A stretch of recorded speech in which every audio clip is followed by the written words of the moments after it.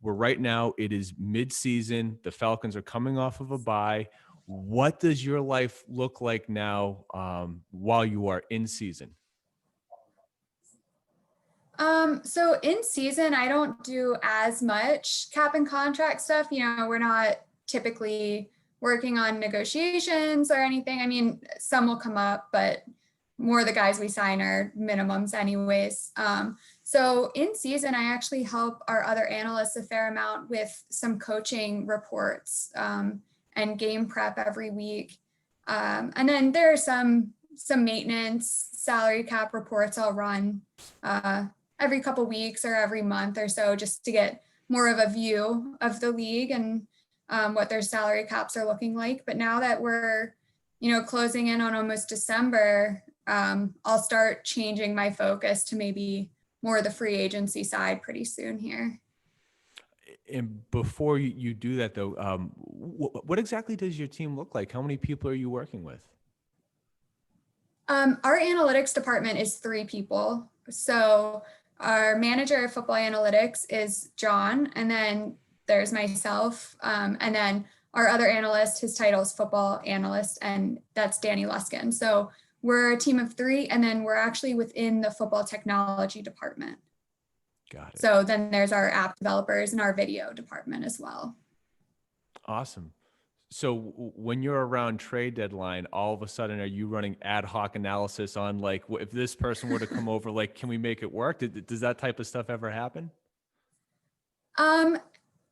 Not that specific. I'll look at, some activity that's taken place historically, especially around the trade deadline. But as far as cap space goes and things like that, I haven't gotten to dig that deep into it. But this year was, for most teams, honestly, pretty quiet.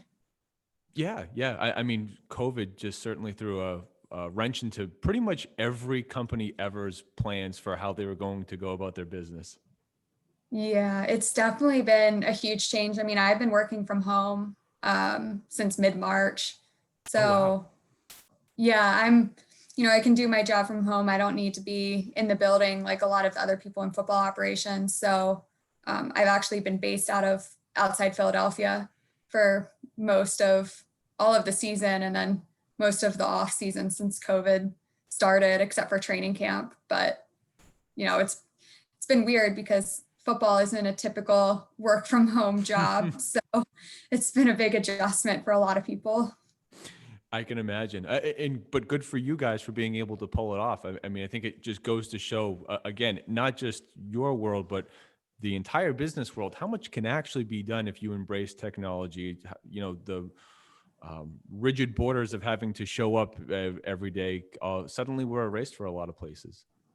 Yeah, I think it's going to be awesome for companies and sports too, just, showing people that we can get our jobs done and work from home and pull it off. We pulled off a virtual draft literally a month into working from home, and that was difficult and very have some long hours, but it was really cool to see how it worked, and the viewership was at an all-time high, I'm pretty sure, for the draft this year. So I'm glad that people got to witness the hard work that went into all the clubs pulling it off the way that they did.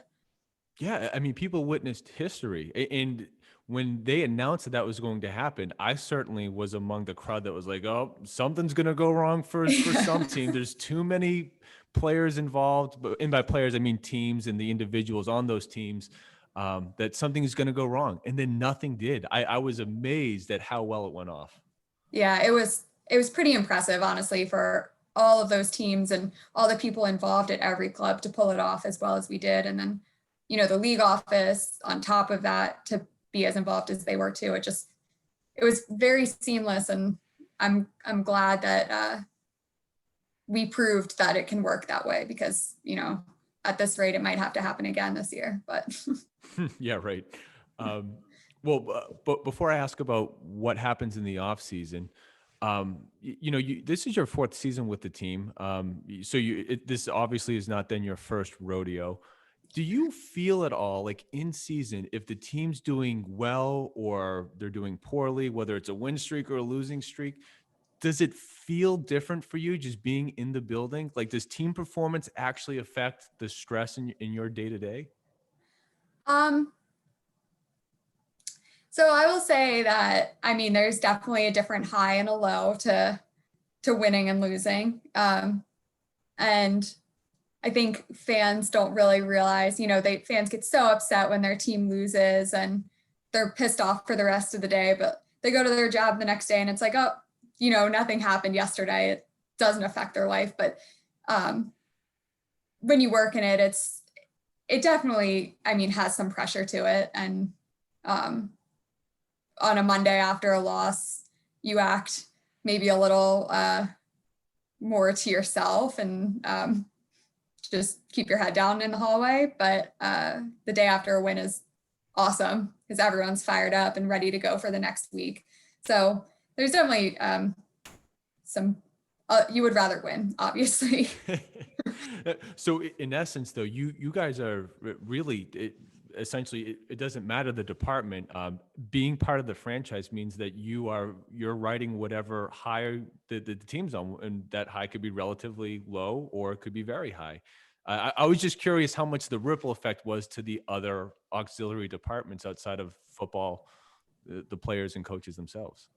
So with like our departments in football operations, so we have the, direct interaction with the coaches and with the GM and everyone else that's involved in football ops. So I can't necessarily speak to our organization is different where we have our front office and then we have the rest of our company that works at, out of the stadium and some other locations. And I'm not sure the feeling that they get, being removed from the same building as us. But I would imagine that they probably still hurt at least somewhat and feel what we feel a little bit. Yeah, sure. Well, all right. So when free agency comes and the season is over, can you just talk about how you think about approaching that part of the season in terms of like, okay, do you think first about the players that have expiring contracts, or are you more geared towards potential people to come and play for the Falcons? I mean, do you have a sort of priority of sorts that you think through what the next few months will look like? So typically in season, I have an idea of who we're going to extend that's currently on our team. And I'll, leisurely work through my analysis and what I'm going to recommend and be prepared for when that comes up.